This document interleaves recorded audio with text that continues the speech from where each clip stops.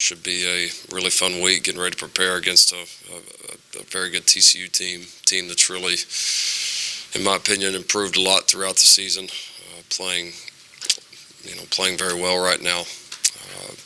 Had a big win up at Texas Tech last week. We all know how tough it is to win there. Playing extremely good defensively, like they always do. A lot of new faces on that defense, but they're playing like TCU does on defense. So it's no surprise. Coach Patterson, as I've always said, is one of the best at what he does. Offensively, a lot of really, really good playmakers. Couple really good backs. The young quarterback's playing well for him. Talented skill group led by Jalen Rager. Guys we've played, know about, tough to stop. So should be a fun week. Looking forward to a great crowd. Got to have our place rocking. 7 o'clock Saturday night. Last one. Need to make it our best, both us as a team, fan base, everybody. Let's go have a great evening. Start now. Lincoln, 20 years ago, when Mike Leach brought the air raid here, there was no quarterback run game, and there was certainly no methodical time drives where they had 4 plays in the third quarter and then 16, I think, total. Right. So talk about the evolution of how you changed the air raid from what it was. Yeah, no, it's a good question. We were very similar at Texas Tech throughout those years, and then we got to East Carolina. We didn't have as good of players relative to most of the people we played, or as talented of players, and so we had to just continue to adapt. And then always just my philosophy was, I loved how we threw the ball. I thought there were times at Texas Tech where not being able to run it or at times control it hurt us as good as we were offensively. I thought there were some opportunities there, and we had always kind of dreamed up that if you could have a great running game combined with the throw game and the mentality of kind of the air raid principles, that you could have something pretty good. And so we started doing it a little bit more last few years at East Carolina. And then that was one of the exciting things coming here is, you felt like with the linemen you could get here,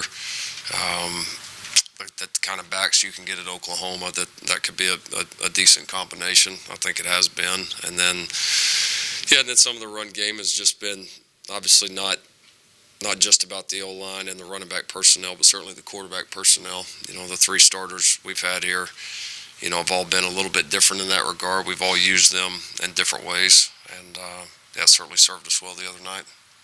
James Hamilton. Lincoln, the tale of the two halves of this game is interesting because, in the first half, nothing goes right. You have more penalties than they do. But then when you guys put it together, and they can't stop you, you stop yourself, in one drive. What does it really say about your team as you move forward in the final 3 or 4 games, huge games you've got to play, of just how good you guys can be? Yeah, we've developed some toughness. I think have come together in maybe a little bit different way as a team over the last several weeks, and it sets the stage to go play well here at the end, but we still have to go do it. It's that's the momentum of winning a game like that is great, but it's not going to be enough to beat TCU. You got to go put it into action, and so the things that we did well as a team, the mentality of the team, you want that to continue and grow, and then some of the things that we didn't do well that caused us to be in a hole in the first place, we're certainly going to have to do better. So it's exciting, but we got to go do something with it, and that'll be our message to the guys. Jenny Carlson. Lincoln, obviously everybody was celebrating as they should be after that game on Saturday, but Jalen, such an even keel guy, we really saw him enjoy that moment. What do you think was sort of wrapped up in that? And he like your other seniors, he's kind of coming down to the end here. Do you feel like he's maybe seeing things? Is there any sort of change that, maybe was part of that too for him? I told Jalen before he came here that, if he did come here, that one of my goals was going to be for him to be able to enjoy it, and to have fun with it. I think that's an important part of this game. And, I've had guys like him before that take it so seriously. and he does have fun. He has more fun with it than probably you guys see on the outside, certainly. And but yeah, no, it's fun to see. I mean, and I think the joy was in what the team was able to do and having each other's backs and really trusting it when it would have been easy to fold or easy to get away from what we're doing or easy to not believe in each other, and to kind of hang in there in that moment was where his and a lot of our joy came from. Lincoln, every time we ask you about the playoff, you go to winning takes care of all that, and I get it. And you got a big one, obviously, Saturday night. Having said that, does winning without a player as important as CeeDee Lamb, should that give you higher marks?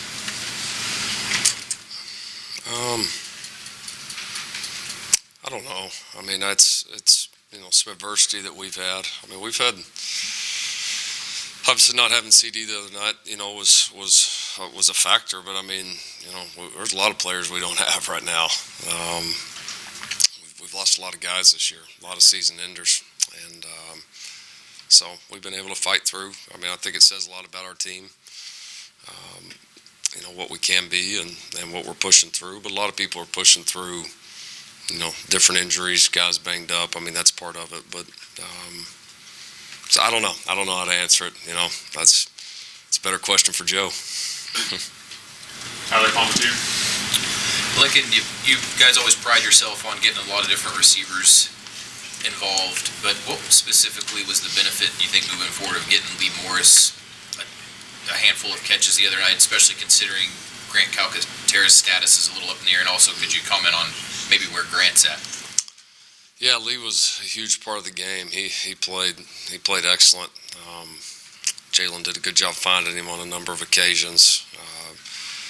And our guys outside have gotten some attention, and so it's even with CD not there, it was important to be able to attack some people over the middle, and then Lee just made some clutch, big time catches. I mean, several of the catches he got hit a little bit and able to hang on. I mean, it's what he's done his entire career here. So now great to see, and he's always played well at the end of years and in big games, and I'm sure that Jalen already certainly had high confidence in him, but that certainly didn't hurt. Grant's status still won't be available this week. Could continue to monitor, but not ready. Eric Bailey. Can you talk a little bit about just the recruiting of Gabe Burkich? How did you find him, and how did you get him on campus? And then also that last drive setting up the final field goal, just kind of memorable. Or just think back to the 2017 K-State game, 2018 Army, how you kind of got yourself in position. Yeah. Gabe's recruitment, Coach Bullware, and Ryan Doherty in our office, they both kind of identified him, liked him, thought he was a really, really talented kid, and looking at kind of where we were with Austin getting ready to leave, it was a year we were certainly interested in taking a kicker, and so we kind of, if you're going to scholarship a specialist, you got to be right, and a lot of times we've been able to go the walk-on route at times with guys, and then get a couple of great ones and let them compete, and then scholarship the person who wins it. But we just felt like in the end that Gabe was good enough, that he was good enough to do it, and we thought he had the power to be good on kickoffs. He got the ball up quick. I mean, he was really, really talented, and felt like if we could just develop him a little bit, he had a chance to be pretty good, and he's certainly proven that. And then, the drive at the end. It's when you have confidence in your kicker, it certainly that factors into your mind. I mean, we definitely wanted to score a touchdown, but certainly once we got inside the 35-yard line, we felt pretty decent about our chances of making a kick, and so. You're aware of that. Certainly, you don't want to go backwards. Jalen did a great job on the one bad snap that Creed had of throwing the ball away. That was a huge, huge play in the game. And then we were able to kind of gain positive yards. We were really close to popping the screen there at the end and maybe scoring on that one, but we didn't. And had a lot of confidence in Gabe. And I've said it a bunch. I know it gets overlooked, but Gabe's been great. But having two guys like Casey and Connor, man, I'm just telling you that's just as important as kicking that thing through there. And those three guys have all operated at a high level, and they did it again in a critical situation. Yeah, Lincoln, RJ Proctor replaced Eric Swanson in the first half. Is that performance-based, or did something happen to Eric? And what is the versatility and experience of Proctor meant to this team throughout the season? Yeah, no, Eric was fine. We'd planned the whole time to play RJ. We thought he had earned the right to play him some, and then as RJ got in there, thought he was playing well, and we gave him a couple of series, and then we kind of started to settle in and got on a roll, and so we ended up just leaving him in. So, yeah, RJ's, no, he has. He's been important. He's obviously played different positions for us, been able to come in and do that as a graduate transfer. He stayed extremely positive through the playing some and then not playing some and some of the back and forth. He's worked hard at it and put himself in position to really contribute here a lot at the end of the season. Barry Trammell. Yeah, Parnell told us after the game that you guys showed him some video from Super Bowl 51, the Patriots' big comeback. Who's responsible for thinking up that kind of prophetic situation? And have you thought about just showing them the 49ers Broncos Super Bowl 55-10? Yeah, you stole the quote from me. We had talked a lot through the week about just the different adversities you face and sticking together as a team. It was put a little in a different way than that, but that was kind of a part of our theme for the week. And so we had a couple videos we showed the team, and I think that particular one was one that Coach Grant showed the defense throughout the week. So I'll tell him to pick one where we don't get down so far next time. Yeah, Lincoln, I'm curious about the extremes that we've seen that this team has shown the last three games. You said after the Iowa State game that the first half was probably as good as you've seen out here, and you could probably say the same thing about the second half of the Baylor game. Throw the Kansas State game, how that was up and down. How do you account for those unbelievable extremes in the course of one 60-minute game, and how do you try to level that out going forward? I think the answer to those things is we always want to jump to conclusions one way or another. The answer is usually somewhere in the middle. I thought, we were a fraction off, in the first half against Baylor. And they, I give Baylor a lot of credit. They made some really, really nice plays on really all three sides of the ball against us. And it gets against good competition. Again, the margin is so thin.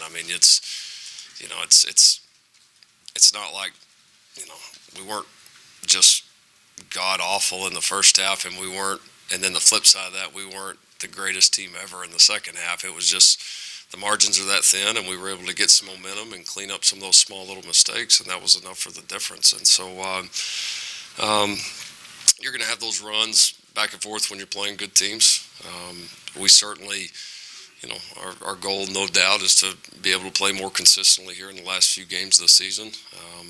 I liked where our team was emotionally all the way throughout the game last week. We've got to be ready to lay it on the line emotionally again this week and then play a little bit cleaner throughout. Okay, Cliff Brown. Yeah, Coach, you guys have 6 November wins over the last 2 years. 5 of them are by 5 points or fewer. One way or another, you guys keep finding a way to win these games. A comeback, a big play on offense, big play on defense.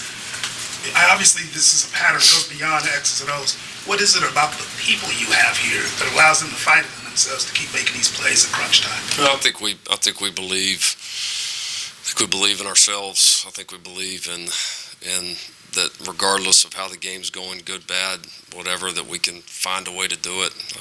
I've said a lot. We've really worked hard to try to improve throughout the years, and a lot of times these November games tend to be against the best teams too. So we've done it against some good competition. We had obviously played a great team the other night. We're getting ready to play a really good football team here coming up again. So we found a way. I do think it's some of the culture in this place and the teams that we've had and players that have winning games and having a chance to win a championship at the end of the season has been of the utmost importance to them. Ryan Eber. Lincoln, you talked about Lee Morris a little bit ago.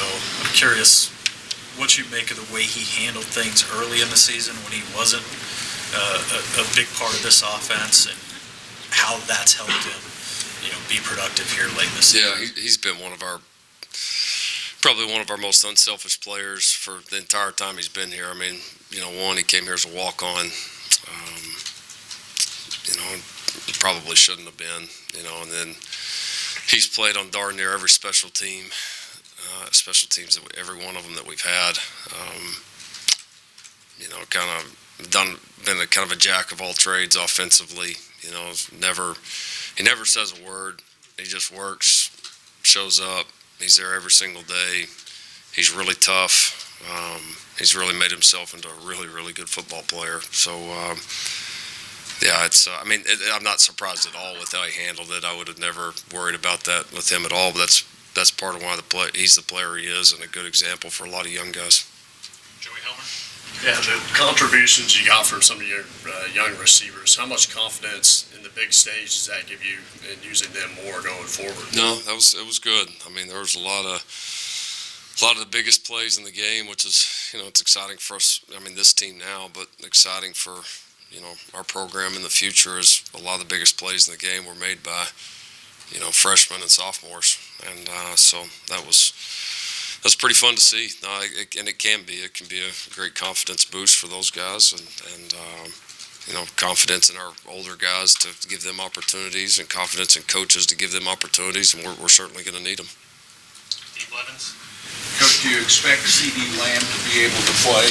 And you had 2 or 3 other guys play the other night, like Ely, that you mentioned were kind of nicked up, but were able to play through it.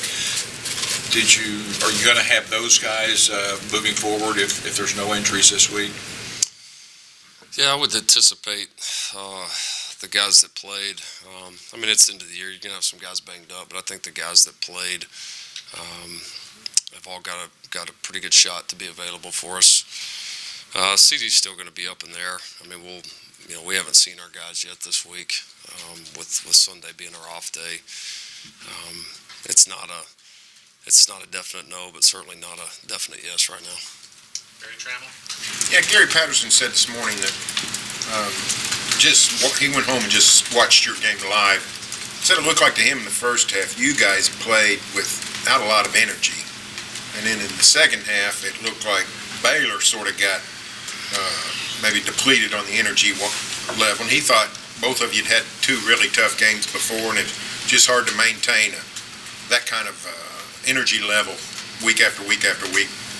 Is that a factor in anything we saw Saturday night? Oh, no, that was probably the most excited we've been to play all year. I mean, yeah, I know TV doesn't always portray it, but no, our sideline, our kids ready to play that game. I would almost argue that we maybe had a little bit too much early, but it certainly wasn't for lack of it, no.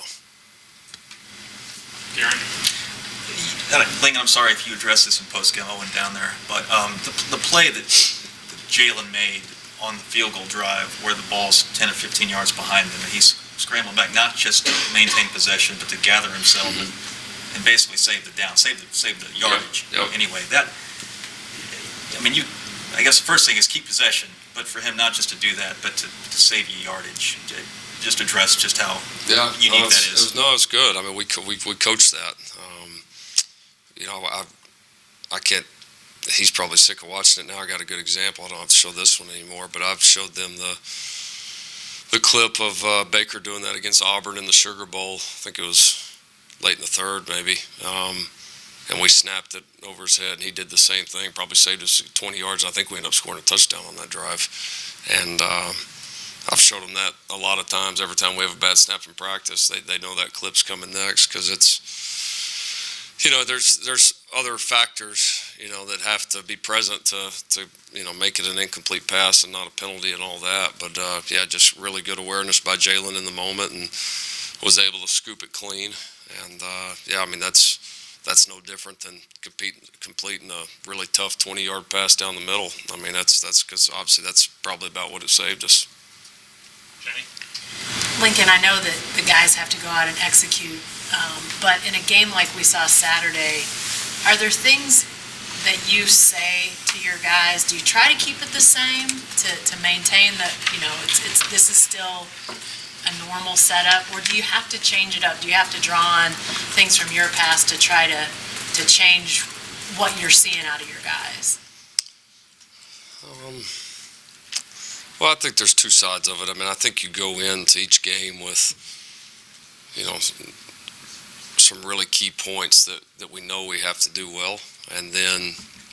But then, the game is always so unpredictable. I mean, that's not in our wildest dreams that we had thought that would have started like that. And so I do think, you've got to be ready to adjust. And a lot of our message stayed the same. Some of it was just continuing to trust the original message, even though this isn't going the way that we want it to. And honestly, probably a large portion of it was that. And I think we were able to draw back on our experience at Kansas State. And I think, I know I said it over and over, and it's probably boring to you guys, but we were able to really draw back on the week that we had. I mean, that's even down 28-3 on the road when nothing's going right. The week that we had did happen, and you are prepared, and you are very capable. And to not forget that just because of the circumstances. And our guys, they absolutely believed it.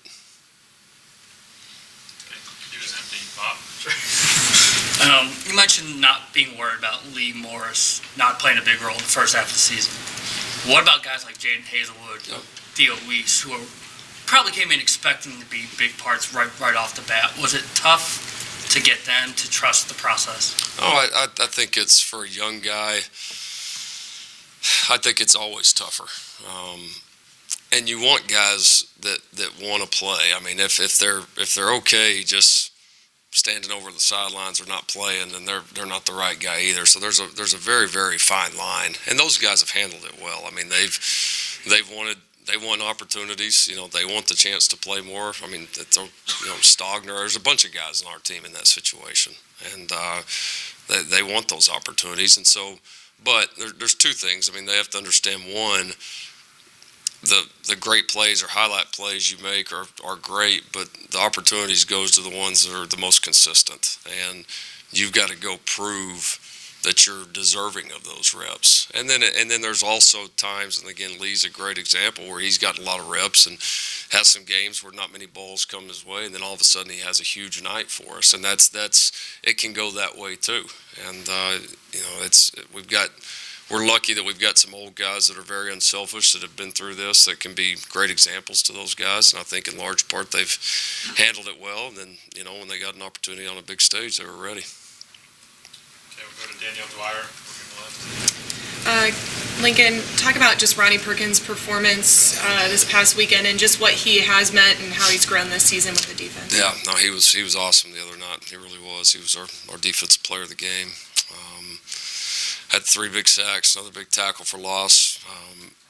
He is, Neville's really gotten a lot of attention inside, and that's created some opportunities on the edges for a lot of one-on-ones with our guys, and our guys have got to be able to win those, and Ronnie was able to win his fair share the other night. So that's he's definitely evolved and growing as a player.